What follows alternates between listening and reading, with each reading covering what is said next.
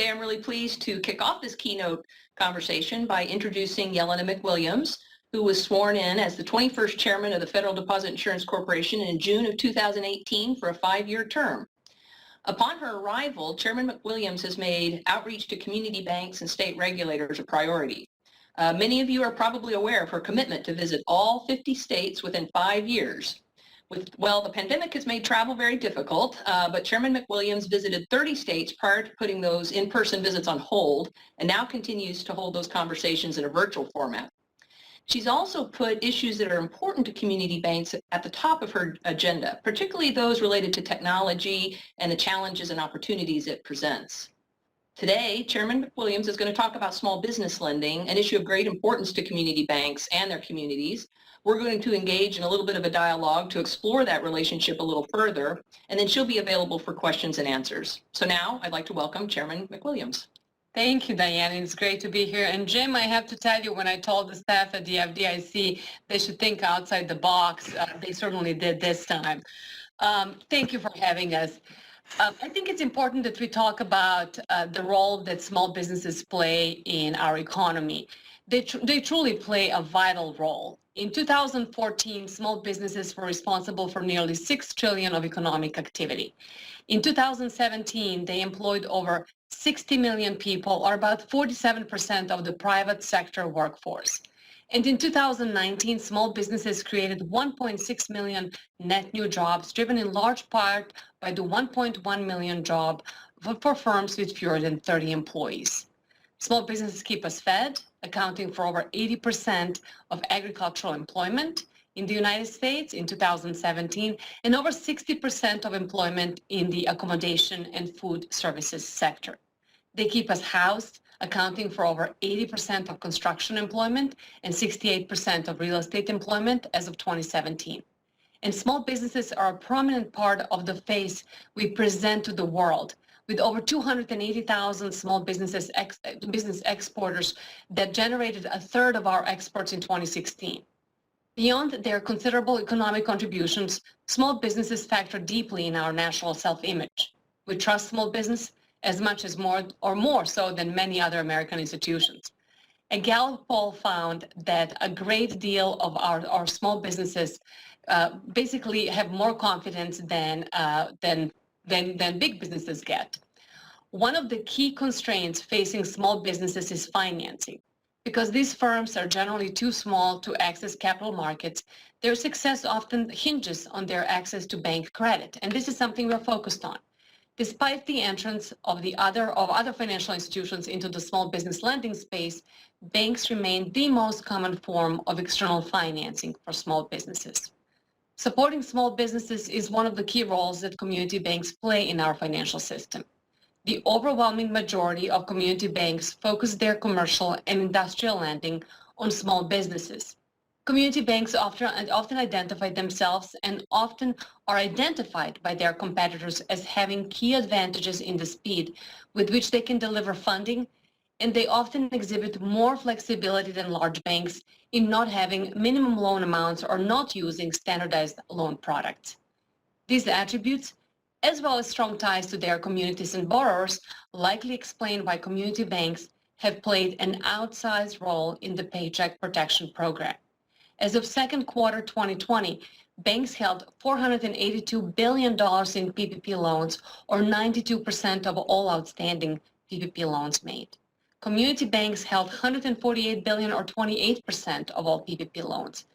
This is a significant share of PPP loans, as community banks hold only 15% of total industry loans.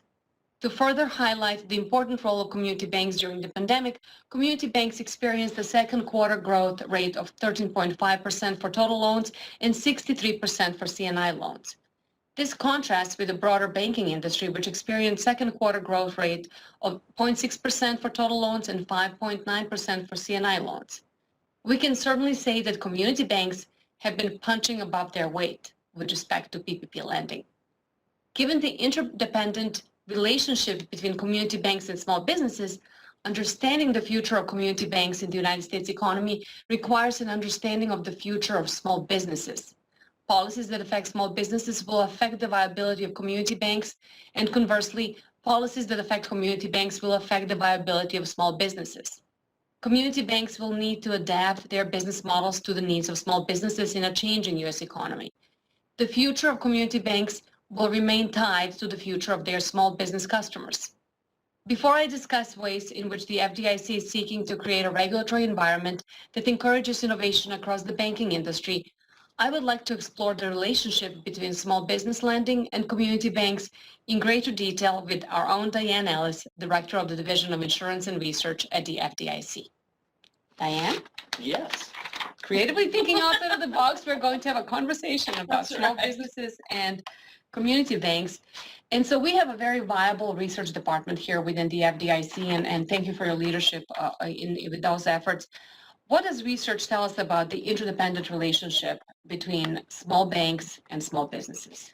Well, a lot has been written on that topic, and usually it comes from the angle of how important community banks are to small businesses in providing them sources of funding. And community banks, often it's identified they have certain advantages in this. They have what they call an informational advantage. They also have flatter organizational structures. It makes them very good at relationship lending, which many small banks value or small businesses value because they have trouble coming up with the hard information. By hard information, I mean like credit scores, audited financial statements, the things that bigger banks will rely upon. So they appreciate the fact that the smaller banks rely on softer information. So usually the implication in the literature is that if there's consolidation among community banks, that's going to be bad for small businesses. It will cut off a source of funding. Well, there's been some interesting new research by a couple of economists here at the FDIC, Stefan Jasowitz and John Pogash, along with Claire Brinicki at the CFPB. They looked at this relationship from a different angle. They asked the question, well, to what extent does community bank consolidation result from consolidation in small business? Kind of turned it around 180 degrees.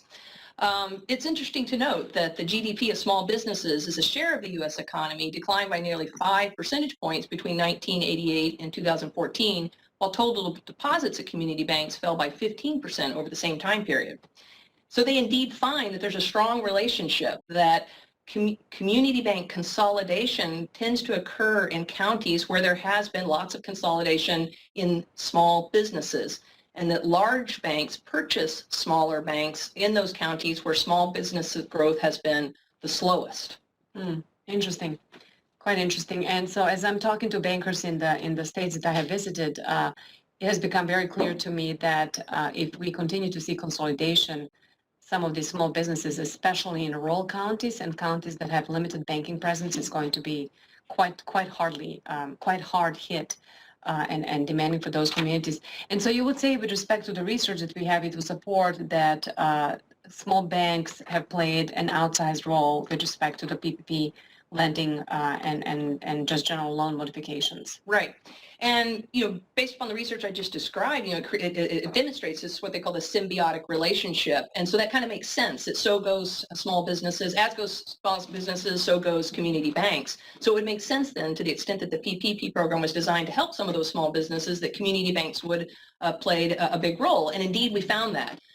In the second quarter call reports, banks reported the volume of PPP loans they had on their books as of June 30th. And indeed, that's what we see. And it's really widespread. The first thing to note is that in all 50 states, there was significant participation by community banks in the PPP program.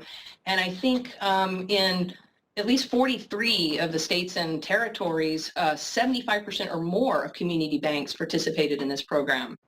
I have a few charts here to show that provide a little more color on this. This first chart supports the statement you made earlier about community banks punching above their weight. And you can see that here, that community banks, while they hold 15% of total loans and 13% of C&I loans, they held 31% of PPP loans. We often see that more generally with small business lending, but it held true for the PPP program as well. The next slide tells you a little bit more about what kind or where those community banks were located that played this outsized role. And you can see right away it was in the metro areas. Mm-hmm. You can see rural and micro areas, their percentage of PPP loans were roughly in line with their percentage of C&I and all loans. But in those metro areas, you can see that they hold 26% of PPP loans, whereas only 12% of total loans and 10% of C&I loans. And then the next chart shows what kind of banks. In our quarterly banking profile, we have 9 different specialty groups, which is an attempt to try to characterize what kind of special lending are the community banks engaged in. And this is probably intuitive, but mostly it's your commercial banks that were engaged the most in the PPP loans. Although agricultural banks were significant players as well. They had much smaller loan sizes, but they still made a lot of PPP loans. And then finally, this is a chart that we saw in this a little earlier in Governor Bowman's presentation, but this shows you that, again, widespread participation. Community banks of all different sizes were making PPP loans. And you can see that obviously the average loan size went up along with the size of the bank, but it's notable that we've got a lot of really small community banks out there that made a lot of small loans to presumably the smallest small businesses out there. Mm-hmm. And you know what's interesting, as we were asking banks to process loans and help fund the economy and allow small businesses to stay afloat, I have heard from some of the small bank CEOs who told me that they were able to make it through the SBA filings because they didn't use bots. They manually processed every loan that they processed in the early days, and they actually shifted their workforce so that they said our most capable employees, we assigned them the night shift so they would be able to process more loans when there was fewer traffic. And then I think some of the larger banks caught on and started processing the loans at nighttime. So I think that it goes without saying that community banks have contributed to the PPP's success immeasurably compared to their size and presence in the market. So with respect to small business lending more broadly, we have to include some caveats because we do not really have data on true small business lending. And can you, and we talk about these caveats all the time at the FDIC where I scratch my head and I go, why is that again? But can you maybe just elaborate a little bit on why we have to caveat some of these things? Really, it comes down to the fact that there's no uniform definition of a small business. So it's really hard to measure small business lending, in a uniform way. I mean, you've got the Small Business Administration, which has their definition based upon the employment size. You've got other people that use income as a measure to define small businesses. There's really no right or wrong answer, but it's really one of the reasons that we launched our own survey, the Small Business Lending Survey in 2016. It was to get a handle around how community banks, or banks of all sizes, as a matter of fact, how they define small business lending and then how they meet those customers' needs. It's really the first only large-scale nationally representative survey of of small business lending. And we asked a lot of open-ended survey questions like, how do you see a small business? And they gave us similar answers: employment size, revenue size, but they also had answers like, well, it's a mom and pop shop, it's an owner-operated operation, things like that. So it's difficult, and as you know, it's very common in the literature and elsewhere for people to rely upon a call report proxy, which is really a small loans to businesses, loans of $1 million or less. And that's really what's often used. So based upon the survey, we have a couple of economists who just put out a paper. Jacob Goldston and Jan Lee put out a paper to try to test that proxy. How good is it? And the answer is, well, not very. It's got some shortcomings for sure. They found that at least 1/3 of what we call C&I loans are small loans to big businesses or large loans to small businesses, both things that would sort of mess up the accuracy of that proxy. And the way they measure it, small business lending could be 23% higher than it would appear to be by using that proxy. Yeah, it's interesting. And I remember it's a phenomenal paper because it stemmed from one of our discussions when I said, what is a small business again? And, looking at small loans to businesses, I remember my question was, well, what if there is a small loan to a big business? And they said that usually doesn't happen. So I actually appreciated our researchers looked into this. And so why and from policy making, I understand why it's important to measure small business lending accurately. But there are other implications here. So why exactly are we focused on this? Sure, it does have implications because, for example, after the Great Recession, based upon the data, it appeared that big businesses and big loans to big businesses bounced back rather quickly, while small businesses and the small loans were laggards. But if you move some of that 23% into small business lending category, you get a little bit of a rosier picture. So it really can change the outlook and certainly policy making around that. Thank you. And so I want to make sure we have enough time for audience questions as well. So really briefly, what are some of the things that set community banks apart in how they lend to small businesses? Really What's briefly, the difference here? speed. It comes down to speed. That's definitely came through. It was a striking result in our survey. Community banks recognize that it's their advantage. Big banks recognize that it's not their advantage. It's that fewer layers of organizational structure, the ability to process that soft information through those layers and to get to yes, and to get to maybe a tailored answer for each, unique, meeting unique small business needs. Community banks do it much faster. Oh, thank you. Well, I hope this was a little bit helpful about to get an insight into how we're looking at small business lending here at the FDIC and why it matters to community banking in general. And I think we're happy to take audience questions at this time. Great. Thank you, Chairman McWilliams. Thank you, Diane. So we are moving into our Q&A. So as a quick reminder to everybody, one way, if you go into the Q&A box, you can just simply type your question and we'll be able to ask it from there. You can also type raise hand and we will be able to elevate you and you can ask your question directly. For those of you participating on the live stream, or if you just prefer email, please email us at conference@communitybanking.org.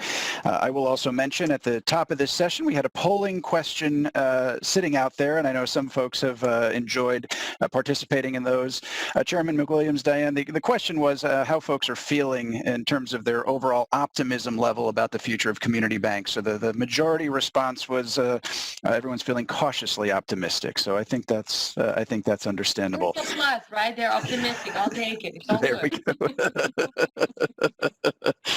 All right. So again, to our audience members in the Q&A box, please type your question. Also, you can just type raise hand, and we will elevate you as well. So, looks like we've got a question from Perry Harrelson. Can we elevate Perry so that he can ask his question directly? Yeah, this is Perry Harrelson from Lincoln, Nebraska. And I was just wondering how the FDIC or how you guys view the data collection, the burden of collecting further data on small community banks, i.e. HMDA and those types of things with some of the new small business data collection needs. How do you weigh that between the needs of the bank and also the needs of the FDIC? So it's a phenomenal question. Thank you, Perry. It's frankly the kind of a bane of research versus regulation here. And I think we sometimes have competing interests, right? From the economics and the economist's perspective at the FDIC and our research, you certainly want more data. More data is good, so you can actually analyze information appropriately and adjust our regulatory responses appropriate to that information. But frankly, I mean, small banks are just unbelievably burdened by the amount of information collection that they have. We have looked over the years, as you know, there was some relief on HMDA data collection through the CARES Act and the S2155. Before that, there was some relief on the call reporting data that we have engaged with in the last couple of years, but we recognize, if you take anything from this answer, is that we recognize the burdens and we're trying to minimize them as much as possible. And here, by the way, at the FDIC, we have also engaged in rapid prototyping with some technology companies to figure out if there's a way to collect the call report data in a way that's more timely and less burdensome to banks, and that process is ongoing. But it's a constant seesaw because we are both a regulatory agency, a supervisory agency, and frankly, a research think tank within the agency. So, Diane, I don't know if you have additional thoughts on this. No, I mean, it's a struggle. I mean, representing the researchers and at the FDIC, the more data is always better, but obviously we recognize the burden that it creates. So we try to be, we try to be smart and prioritize appropriately. Yeah. Great. It looks like we have a question from Daryl Root. Daryl, we have elevated you and unmuted you. So if you unmute yourself now, you should be able to ask your question. Great. This is for Chairman. With the Metro numbers you presented for the PPP loans, do you believe that those numbers include the loans that were partnered with community banks and fintech companies? Oh, actually, I appreciate the question is for me. Do we have a dissection of data? Well, if they were sitting on the community bank's balance sheet, then yes. So I think that the numbers, and we had a discussion about this prior to the FDIC as I was looking at the chart about a month ago, it's not loans that were only originated by community banks, it's loans that ended up on community banks' balance sheets as outstanding loans. So I'm not sure about the origination, and we may or may not have the data. If we do, it's probably available someplace. But we do. But we knew that as of the date when the chart was created, they were sitting on the balance sheets of the banks. Right. So I would say yes, some would be then in partnership with the fintechs because we didn't go by the origination channel, but by its outstanding balances. Thank you. Thank you. All right. I'm just looking here, Chairman and Diane. We have about 3 more minutes, so I just want to make sure we're not missing anybody. So again, please either raise your hand or actually type in the Q&A raise hand because we'll see that, or you can just type your question here as well. And again, conference@communitybanking.org for those of you who prefer email. And since I am in a panelist slot, you can also, if you hover your mouse over where you see me, you'll be able to open a chat window there as well, and I will get that. So. Jim, people are cautiously optimistic about asking questions. Absolutely. Well, let's see. Any, I guess, since we're in the final throes here, any final questions? All right. I don't see any, Chairman and Diane. So let me turn it over to you for a few wrap-up comments before we wrap up the day today. Certainly. Thank you, Jim, and thank you so much for hosting us. Thank you, Diane. And I'm, as always, in awe of our researchers and the work that they're doing, so thank you again for that. And as I conclude, I want to talk about the pandemic briefly and the exceptionally difficult conditions that businesses of all sizes are facing in the United States. Small businesses need a strong community bank sector more than ever as our economy weathers the pandemic and its consequences. As the economy recovers, and hopefully soon, a healthy community banking sector will be critical to the business community by supporting the formation of new small businesses and lending to existing businesses. In this way, community banks can and will be at the forefront of a recovery and expansion that we know our economy is capable of delivering. As I like to say, small banks in the United States were the little engine that could. They did, and they delivered fabulously on the PPP program. The ability of community banks to serve in this vital role depends on their ability to evolve and innovate, including through the adoption of new technologies and services. Last year, I discussed the ways in which the FDIC's Office of Innovation, FDI Tech, will collaborate with community banks in furtherance of this goal. The initiative is intended to promote the efficient and effective adoption of innovative technologies at community banks, which could enhance and should enhance the competitiveness of community banks, modernize their supervision, and reduce compliance burden. Fostering innovation in the financial sector is a top priority for the FDIC. Our FDI Tech initiative is a significant step towards removing any unnecessary regulatory and operational impediments that banks must overcome when developing or deploying new technologies. To this end, the FDIC recently issued a request for information on the potential development of a public-private standard-setting partnership, a voluntary certification program for models and third-party providers of technology and other services. Standardizing the due diligence process and removing regulatory and operational uncertainty surrounding technologies could fundamentally change the way banks, and especially community banks, partner with technology firms.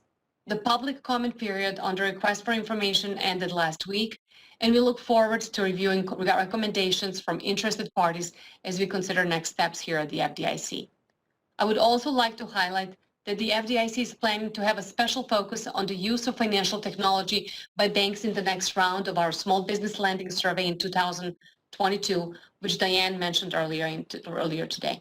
I hope the results will provide a new look into how community banks are combining their strength for relationship lending with emerging technologies in new and exciting ways, and I look forward to the results of the survey. Banks deserve a level playing field as they integrate technology and enhance their competitive position. I'm confident that community banks can and will continue to compete successfully when it comes to leveraging technology in all phases of their business model, and the FDIC remains committed now more than ever to creating a regulatory environment that will encourage this transformation. Thank you again for the opportunity to speak with you today. I hope you're all staying healthy and safe, and I'm happy to continue working together with the conference on furthering the interest of community banks and small businesses throughout the United States.